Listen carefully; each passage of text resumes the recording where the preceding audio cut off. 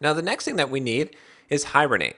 We're just going to download Hibernate for now, and then when we create our Java project, we're going to add the Hibernate jars to it. So what you can do is just go to www.hibernate.org, and then go to Downloads, and then from here, there's actually a few different options that you have. You can see that at the time of recording this course, the current final release version of Hibernate is 4.2.3.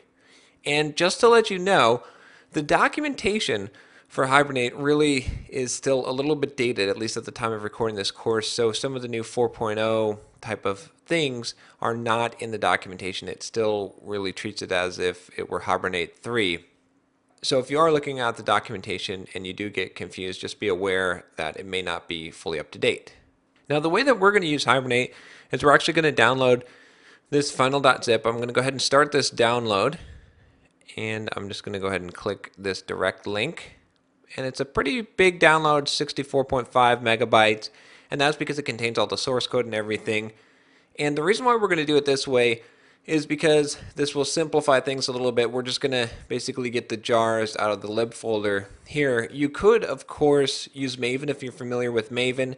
If we go back to that page here, you can see that it has some information about the Maven repository artifacts, or you can use Ivy or something like that if you're familiar with that. But we're going to keep things simple and basically just copy the jars into our project once we've downloaded Hibernate. Alright, so now that we've got the Hibernate file downloaded, let's go ahead and take a look what's in here.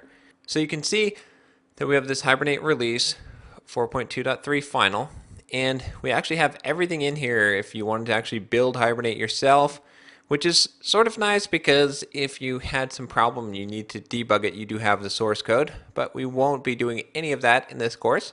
Instead, we're going to be interested in this lib folder. And what we're going to look at is this required. Inside here is everything that we're going to need. So what I'm actually going to do is I'm going to copy this over on my machine. I have a utilities directory. Under here I have libraries. And I'm just going to put Hibernate in here and then paste all of these jars over. And we'll come back to this when we actually set up our project. We'll be adding all of these jars to our project.